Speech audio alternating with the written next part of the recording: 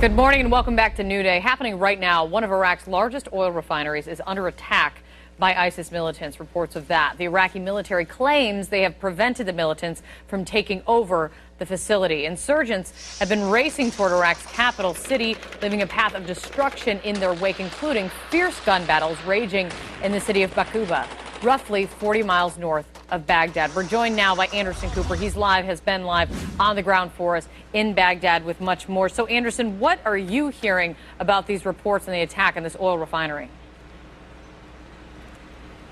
Certainly a major development. Not really a surprise. It is in an area where ISIS has been operating quite successfully over the last 6 days or so. It's the largest oil refinery, Baji, up in the north. Siemens, the company, has a contract there. They actually got private security contractors, a British firm, which many companies use here in Iraq to protect themselves.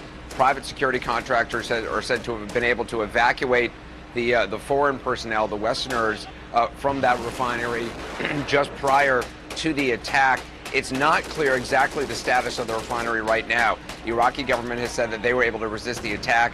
But again, it's very hard to verify statements made by the Iraqi government. Sometimes they're more cheerleading than they are accurate. So we're going to have to wait and see on that. There has been video which purports to show smoke rising and part of the plant on fire. But again, very hard to tell what the status of the battle there is right now. That's one big element of the story, Anderson. But also, yesterday when we spoke, you were talking kind of about tensions very high in Baghdad on the ground there. What are you hearing from folks you've been talking to?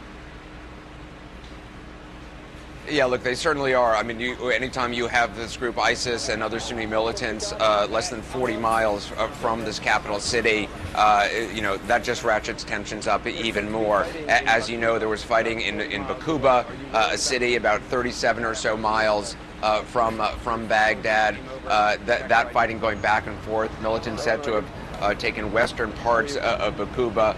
Again, the status of that unclear right now. There's a lot of rumor, a lot of contradictory statements. It's very hard to actually get on the ground in a lot of these places. One interesting thing that occurred, though, in Baquba, the Iraqi government had said that militants had stormed the police station, and that seems to be true, and had taken weapons. Apparently, though, they had also wanted to recapture about 44 Sunni prisoners who were being held in that police station. The Iraqi government claims that the militants shelled the police station and killed those prisoners. But CNN has been able to confirm from a health official in that town, those prisoners were actually shot at very close range, which also then confirms the New York Times report that those prisoners were actually shot by Iraqi police officers prior to evacuating that facility so that those prisoners would not be released and returned to the fight on the side of ISIS. So a sign perhaps of growing sectarian violence. We've seen that sort of thing here a lot before, back in 2006 and 2007, and that's exactly the concern of a lot of observers here, that escalating sectarian violence. When we heard from Nick Robertson a little earlier, he was talking about, and you also talk about, it's difficult to verify information and what's happening on the ground. But Nick was saying that the Iraqi military, they believe that the Iraqi military is telling him that they are gaining some ground. They are pushing back the militants in some regard. Do you see any evidence of that, though, on the ground? Yeah, I mean, look, as militants have gotten closer to Baghdad, they start to operate in areas which are more Shia areas. In areas like Mosul, I know it's confusing, but in areas up in the north, in areas like Mosul, that is a predominantly Sunni town.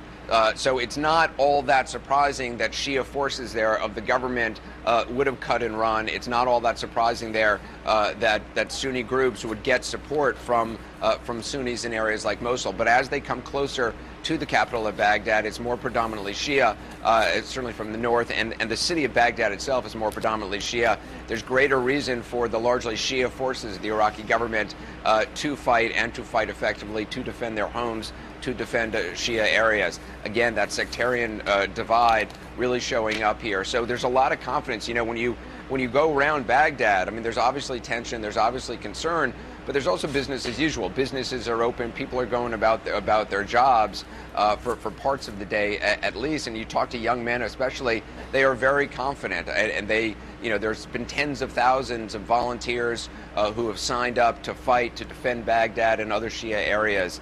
So as they come closer to Baghdad, even though militants are some 37, 40 miles from the city, there's not a sense of imminent panic at all in the capital.